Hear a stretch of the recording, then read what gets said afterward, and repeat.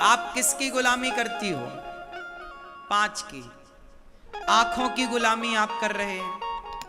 आंखों को आप अच्छा अच्छा दिखाना चाहते हैं। सारी जिंदगी आपने देखा, फिर भी देखने से मन नहीं हटा।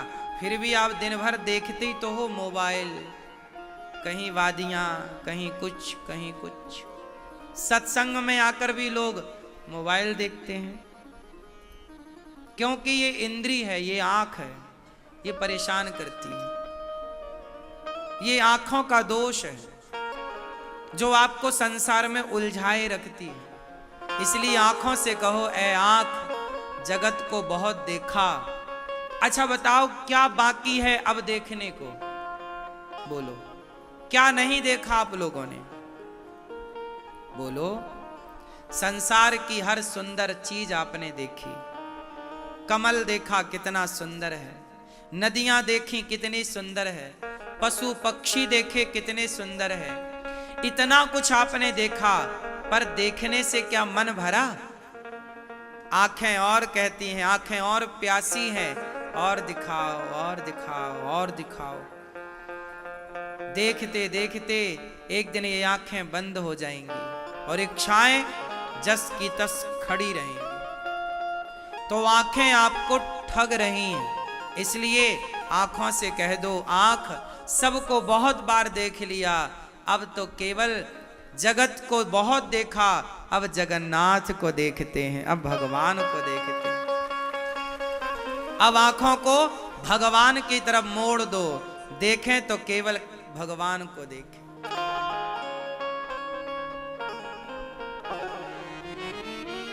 आंखें हो तो केवल भगवान के लिए। बहुत देखा, सबको देखा, बहुत बार देखा, क्या बकाया है, क्या नहीं देखा? अब तो बस आंखें बंद हों, उसके पहले भगवान के चरणों में जाकर टिक जाएं। तो ये इंद्री है एक आंख। यदि आपका कंट्रोल आपकी आंखों में आ जाए ना, तो आप सुखी हो जाएंगे। आपका कंट्रोल आपकी आंखों में नहीं है। बार बार आपकी आंखें देखना चाहती हैं, कुछ कुछ कुछ कुछ कुछ। तो दूसरा है, पहला है आंख, दूसरा है कान। कान इंद्री है, सुनना चाहते हैं कान। क्या आप सुनते हो दिन भर? क्या सुनते हो? अपनी प्रशंसा। आप बहुत खुश होते हैं जब कोई आपकी तारीफ करता है। कान प्यासे हैं तारीफ सुनने के। पति कहे कि तुम क्या लगती हो,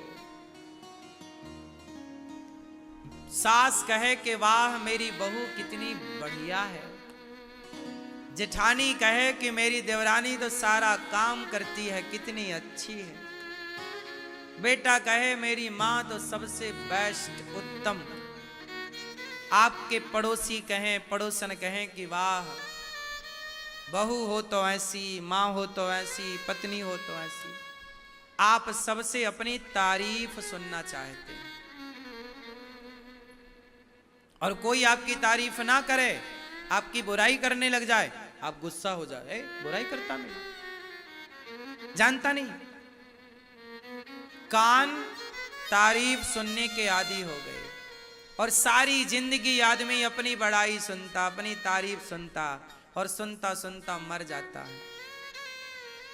मत सुनो अपनी तारीफ, मत सुनो किसी की निंदा, मत सुनो अपना कुछ भी। सुनना है, कान एक दिन फ्यूज हो जाएंगे, सुनाई कम पड़ेगा। जब तक सुनाई पड़ रहा है, खूब भगवान की कथाएं सुन लो इन कानों से, गोविंद का गुणगान सुन लो। भगवान से प्रार्थना करो कि हे प्रभु सदा मेरे कान आपका गुणगान सुनते रहें, सदा मेरे कान आपके। सुनो मेरी माँ, कानों की सुंदरता हीरे के झुमका पहनने से नहीं है, कानों की सुंदरता भगवान की कथा सुनने से है। वो कान कान नहीं है, चूहे के बिल की तरह हैं। जो भगवान की कथा नहीं सुनते वो कान कान हैं कि चूहे के बिल हैं। कान तो वही हैं जो कथा सुनते हो। इसलिए निंदा क्यों सुनती हो या सुनते हो, चुगली क्यों सुनती हो या सुनते हो? कान केवल कथा के लिए। तीसरा, जिह्वा। वो जिह्वा ही क्या जो केवल खाती पीती रहे, खाने पीने के लिए लपकती रहे। अरे जिह्वा तो वो है जिससे प्रभु का गुणगान हो। वो जिह्वा जो भगवान के लिए हिलती हो। जिह्वा किसके लिए? बोलो राम, बोलो कृष्ण। हिली के नहीं? बोलो हाँ। जिह्वा हिलती है ना, जब राम बोलो, कृष्ण बोलो, राधा बोलो तो हिलती है। जिह्वा का हिलना सार्थक तब होता है जब राम राम बोला जाए, भगवान का नाम बोला जाए। वरना यूं भी आप किसी की बुराई करो तो भी हिलेगी, पर बुराई से हिली तो क्या हिली, भगवान के लिए हिले। इसलिए अपनी जिह्वा को भगवान के नाम में लगाओ। ऐ जिह्वा राम नाम मणिदीप धरूं, जीह देहरी द्वार, तुलसी भीतर बाहिरो, जो चाहत उजियार। भगवान का नाम इस जिह्वा से लिया करो। जिह्वा बोलती रहे सीताराम सीताराम सीताराम। खूब नाम जप करो। अब नाम तो तुमसे लिया नहीं जाता, और जरा निंदा करना हो तो 2-2 घंटे बिना थके जिह्वा बोलती है, बोलती जाती है, बोलती जाती है, नॉन स्टॉप। निंदा कराओ और राम राम का भैया जरा सीताराम बोलो, नहीं निकलता मुंह से, है ना। नुकसान आपका बहुत बड़ा होने वाला है। एक दिन जिह्वा होगी पर हिला ना पाओगे। जब तक हिल रही है भगवान के नाम में हिलाओ, नाम में लगाओ। शबरी ने राम राम जप लिया, देखो उसकी जिह्वा सार्थक हो गई। उसकी आंखों ने राम को देख लिया, आंखें सार्थक हो गई। उसके कानों ने राम के मुख से निकली ध्वनि सुन ली, उसके कान सार्थक हो गए। और त्वचा, चमड़ी, ये भूख, एक भूख होती है पेट की। बोलो हाँ। पेट की भूख कैसे मिटती है? बोलो खाने से, भोजन से, अन्न से। भूख 2 तरह की होती है। एक भूख होती है पेट की और एक भूख होती है चमड़ी की। हाँ या ना? पेट की भूख तो अन्न खा के शांत हो जाती है, पर ये चमड़ी की भूख नाच नचाती है। रावण सीता मां को क्यों चुराया? कौन सी भूख थी उसे? बोलो। पेट की भूख थी क्या? किसकी भूख थी? चमड़ी की। द्रौपदी के कपड़े काहे उतारे गए सभा में? दुर्योधन को पेट की भूख थी कि चमड़ी की? बोलो। ये छोटी छोटी बच्चियों के साथ बलात्कार हो जाता है, पेट की भूख के कारण होता है कि चमड़ी की भूख के कारण? हाँ साहब, पेट की भूख से खतरनाक है चमड़ी की भूख। और ये चमड़ी सबसे खतरनाक इंद्री है। आप अपनी चमड़ी को जरा संभाल के रखें, सहेज के रखें। आपकी चमड़ी किसी पराई स्त्री और पराये पुरुष की तरफ ना बढ़े। आपकी चमड़ी सदा दीन दुखियों की सेवा के लिए आगे बढ़नी चाहिए। हाथ तो देखो, मैं इन्हीं हाथों से अपनी वृद्ध माओं के पांव दबाता हूं। इन्हीं हाथों से आप किसी भूखे को रोटी देते होंगे, तो चमड़ी का प्रयोग तो यहां भी हो रहा है। और इन्हीं हाथों से आप किसी के कपड़े भी उतारते हैं। जबरदस्ती जैसे दुशासन ने द्रौपदी के उतारे, तो आखिर हाथ से ही तो उतार रहा। तो एक जो चमड़ी की भूख है सबसे गंदी है, और ये भूख ऐसी है कभी नहीं भरती, अर्थात इसका पेट का पेट तो भर जाता है, पेट का पेट तो भर जाता है, पर चमड़ी का पेट नहीं भरता। भर जाता तो लोग अपनी पत्नी को छोड़कर दूसरे के चक्कर में, अपने पति को छोड़ के दूसरे पुरुष के चक्कर में कुछ लोग समाज में क्यों दिखते? ये वही लोग तो हैं जिनकी चमड़ी का पेट नहीं भरा। भगवान से प्रार्थना करो, हे विधाता हमें इन सब बुराइयों से आप बचाइएगा। हम में इतनी शक्ति नहीं है कि हम इन बुराइयों से बच जाएं। रावण जैसा ज्ञानी नहीं बचा हे प्रभु, पर आपके चरणों में समर्पण करता हूँ। आपने जैसे विभीषण को बचाया, सुग्रीव को बचाया, ध्रुव प्रहलाद को बचाया, ऐसे ये दास को, हम सबको प्रभु आप बचाइए, संसार की हर बुराई से बचाइए, हर बुराई से हम बचें। इसलिए आप अपने शरीर को सेवा में लगाओ। समझ रहे हो मेरे दोस्तों, मेरी माँ, मेरी बहनों? आज ये लिव इन में रहने वाले लोग क्या कर रहे हैं? ये लिव इन नहीं है, इनकी चमड़ी की भूख है। ये चमड़ी की भूख मिटा रहे हैं और नाम दे रहे हैं कि जी हम लिव इन में हैं। इनकी भूख है चमड़ी की। आप बचें, भगवान हम सबको बचाएं इस बुराई से।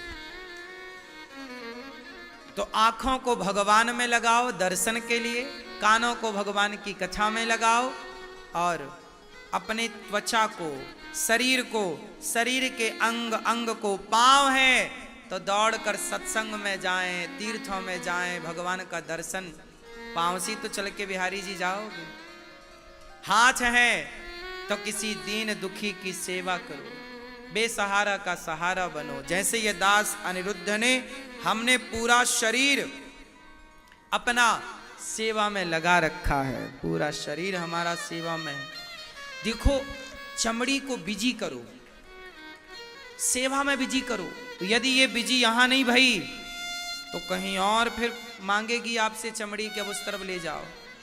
आंखें यदि बिजी हो गई भगवान में और भगवान के भक्तों में तो फिर आंखें भटकेंगी नहीं। नहीं बिजी करोगे तो वो लपक लपक के गंदी जगह फिर वो मुन्नी बदनाम हुई देखेगी, शीला की जवानी देखेगी फिर वो। हाँ या ना? सामने वाली खिड़की में एक चांद का टुकड़ा रहता है, फिर ये आंखें उस तरफ भागेंगी। तो आंखों को संभाल लो समय रहते, वरना ये आंखें कहां भागेंगी? सामने वाली खिड़की में। सामने वाली खिड़की में भागें, उसके पहले भगवान की खिड़की की तरफ लगा दो। चमड़ी को भगवान की सेवा, गुरु की सेवा, माँ की खूब पांव दबाओ, पिता के खूब पांव दबाओ, बड़े बुजुर्गों के खूब पांव दबाओ, खूब सेवा करो। लग जाएगी नहीं ये चमड़ी सेवा में तो फिर भटकेगी। क्यों मेरी माँ? आज ये बताओ, जो आदमी बिजी है वो ज्यादा परेशान है कि जो फ्री है वो ज्यादा परेशान है? हाँ, सबसे ज्यादा मन किसका भटकता है? जो बिजी है उसका या जो फ्री है उसका? हाँ, मन उसी का तो भटकेगा जिसका मन कहीं लगा ही नहीं। तो मन आपका भटके, कहीं लगे। अब अनिरुद्धाचार्य है, हमारा मन सेवा में लगा है। कोई भी आता है हम उसे ले जाते हैं माँ का दर्शन कराने, सेवा कर लो भैया, दर्शन कर लो। उसके हाथ से अन्नदान करा देते हैं, ले भैया दे, तू भी बांट। तो हम बिजी हैं, सेवा में जुड़े हैं। जब बिजी हैं तो फिर मन के भटकने की कोई संभावना, इसलिए मेरा मन स्थिर रहता है। आप लोग कहते हैं गुरुजी हमारा मन स्थिर नहीं है, महाराज जी हमारा मन स्थिर नहीं है। अरे भैया मन को लगा दो ना, कहीं सेवा में लगा दो, अपने माँ बाप के पांव दबाओ, अपने गुरुजनों की सेवा कर लो, गोपाल जी ले आओ, गोपाल जी की सेवा में लगे रहो, गैया रख लो घर में, गैया की सेवा में लगे रहो, उसी के हाथ फेरते रहो, बिजी रखो अपने को, बिजनेस कर लो, बिजनेस में ही लगे रहो, काम करो, फ्री मत रहो। फ्री दिमाग शैतान का, खाली दिमाग खाली ना रहो, खाली मन नाश कराएगा, बिजी रखो। हम इतने बिजी रखते हैं अपने आप को कि हमारे मन को जरा कुछ सोचने का समय ही नहीं मिलता।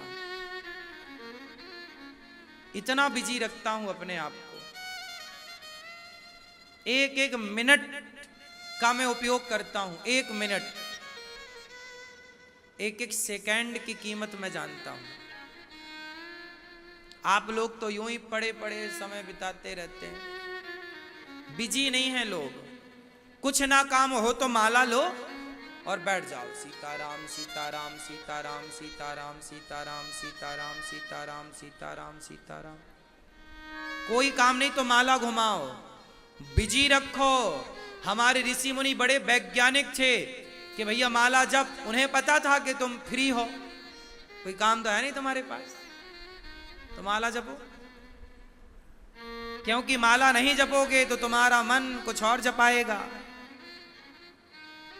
इसलिए भैया कहीं ना लगा, यहां लगा, यहीं यहीं गोल गोल घूमेगा, श्रीमन नारायण श्रीमन नारायण श्रीमन नारायण श्रीमन नारायण। माला जपो, जरा भी फुर्सत मिल जाए माला। अरे फुर्सत मिलती हो तुम पड़ोसों से गप लड़ाने लग जाती हो, और पड़ोसन के चक्कर में गप लड़ाते लड़ाते कोई उल्टी बात निकल गई तो पड़ोसन ने जाके चुग, अरे उसने तो तेरे बारे में ऐसा कहा, लो भैया घर बैठे की लड़ाई तैयार है। ऐसा होता है कि नहीं भाई? ज्यादा बात करेंगे तो कुछ ना कुछ तो निकलेगा ही मुंह से। और पड़ोसन जाके बताएंगे, सुनो वो तो कह रही थी तुम्हारे बारे में कि तुम ऐसी कलमुही हो, लो हो गई। इसलिए समय मिल जाए अपने बच्चों के साथ समय व्यतीत करो, पति के साथ समय गुजारो, सास ससुर के साथ समय गुजारो, पत्नी के साथ समय गुजारो, अपने परिवार में समय गुजारो, और समय फिर भी बचे, सीताराम सीताराम श्रीमन नारायण श्रीमन नारायण। सही है? अब आपके पास समय मिलता है ना, तो आप पड़ोसी को आई लव यू लिख के भेज देते हैं, आई लव यू, है ना? अब आजकल एक मैया, मैं कथा करने गया तो एक मैया बोली, महाराज आजकल की 25% स्त्रियां फंसी हैं। ऐसा हमने नहीं बोला, एक मैया ही बोल रही थी प्रश्नोत्तरी में। हमने कहा कहां फंस गई? बोले आजकल 25% स्त्रियां अपने पति को धोखा दे रही हैं। क्यों, ये बात सही है कि गलत है? उसके पति को पता ही नहीं और उनका पड़ोसी से इलू इलू चल रहा है।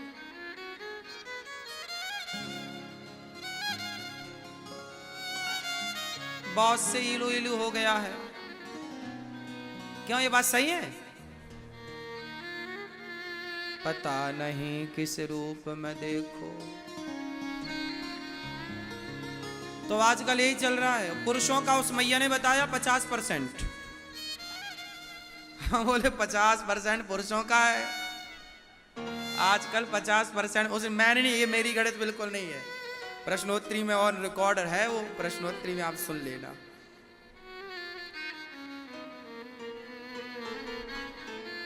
आजकल बहुत सुनने में मिलता है कि स्त्रियां ना दूसरी जगह, पति के होते हुए, बच्चों के होते हुए भी फंसी पड़ी हैं दूसरी जगह। ये बात सही है?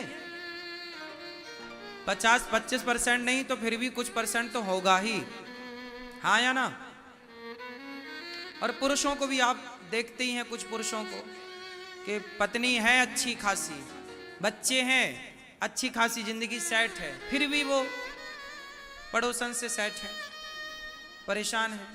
तो ये सब आजकल बहुत तेजी से बढ़ रहा है, और इसका केवल एक कारण है कि आजकल का व्यक्ति फ्री है।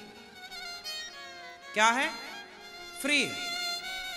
और जो फ्री है वो फंसा है। इसलिए व्यस्त रहो काम में, और समय मिले तो फिर मन को और पवित्र करना है तो माला ले लो। आप सब अपने अपने पतियों को एक एक माला पकड़ाओ, बोले काम करो और सब फ्री बचो तो माला जपो, घर आओ हमारे संग बैठो।